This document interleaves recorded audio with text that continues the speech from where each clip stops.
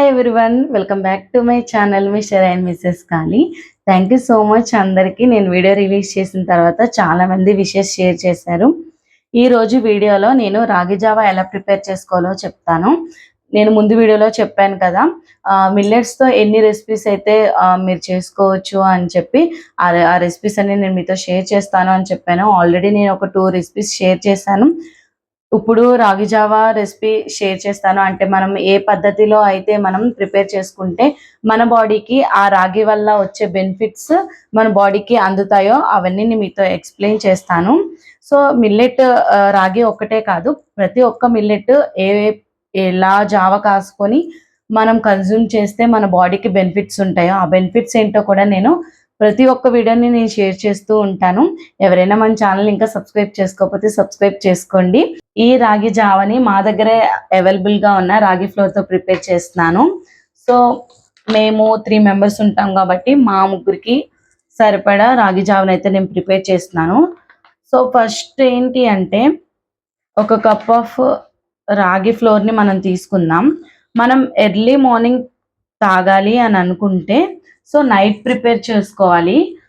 ఒకవేళ నైట్ తాగాలి అనుకుంటే ఎర్లీ మార్నింగ్ ప్రిపేర్ చేసుకోవాలి. ఎందుకు అని అంటే, రాగి జావని మనం బేసిక్గా అప్పటికప్పుడు కలిపేసుకొని కన్జ్యూమ్ చేస్తూ ఉంటాం. సో దానివల్ల అసలు బెనిఫిట్సే ఉండవు. సో మనం ఈ పద్ధతిలోనే ఫస్ట్ పద్ధతి ఏంటి అంటే, ఈ ఫ్లోర్ని బాగా నైట్ నానబెట్టేసుకొని మార్నింగ్ రాగి జావ కాసుకొని తాగొచ్చు. లేదు అంటే ఇప్పుడు నేను చూపిస్తున్న పద్ధతిని మీరు ఫాలో అవ్వచ్చు. ఇది మనం దీని బెనిఫిట్స్ ఒరిజినల్గా పొందాలి అని అనుకుంటే కనుక ఖచ్చితంగా మనం మట్టి పాత్రలోనే ప్రిపేర్ చేసుకోవాలి. సో ఎందుకు కూడా నేను చెప్తాను. సో వీడియో చూడండి. ఫస్ట్ ఒక కప్పు రాగి పిండిని తీసుకున్నాను కదా, సో నేను దీనికి ఒక 3 కప్స్ ఆఫ్ వాటర్ తీసుకుంటాను. ఫస్ట్ స్టవ్ ఆన్ చేసి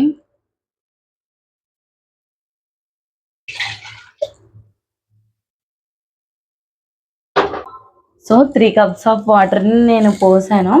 రాగి జావ తాగడం వల్ల చాలా బెనిఫిట్స్ అయితే ఉన్నాయి. చిన్న పిల్లల కాడి నుంచి అంటే 6 months బేబీస్ నుంచి ముసలి వాళ్ళ వరకు ఈజీగా కన్జ్యూమ్ చేసే రాగి జావ ఇది.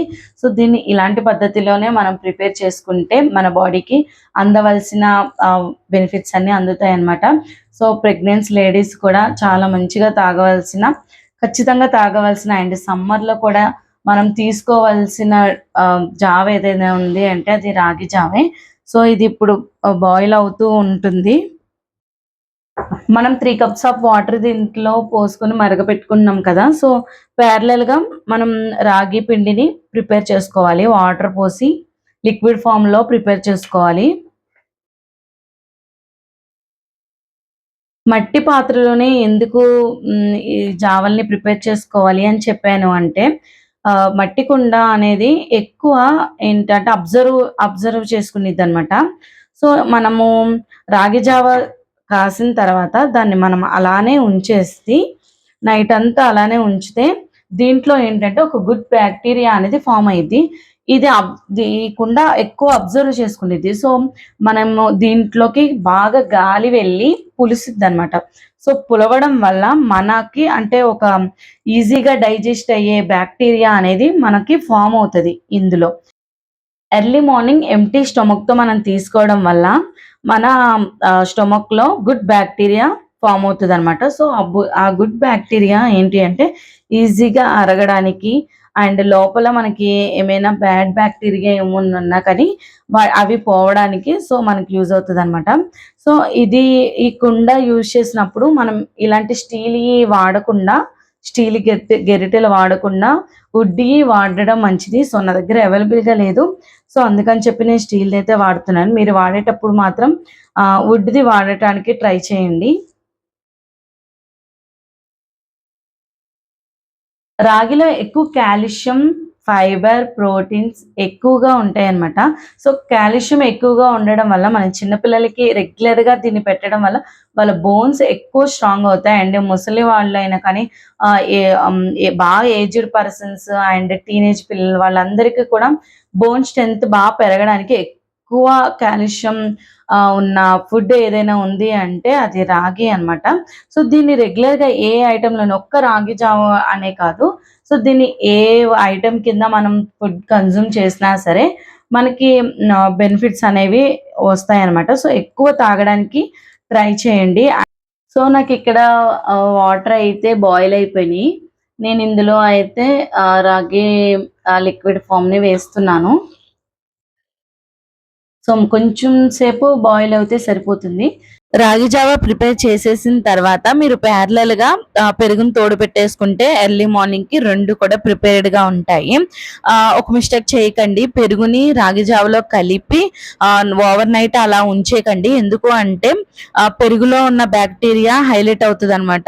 సో దానివల్ల మీరు రాగిలో ఉండే గుడ్ బాక్టీరియా అనేది హైలైట్ అవ్వదు. దానివల్ల మీరు అలా కన్జ్యూమ్ చేసినా యూజ్ ఉండదనమాట. సో అస్సలు ఆ మిస్టేక్ అయితే చేయకండి.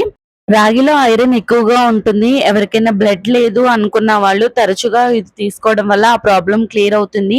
ఇందులో విటమిన్ సి ఉండటం వల్ల ఇమ్యూనిటీ పవర్ పెరుగుతుంది అండ్ స్కిన్ గ్లో కూడా వస్తుందన్నమాట.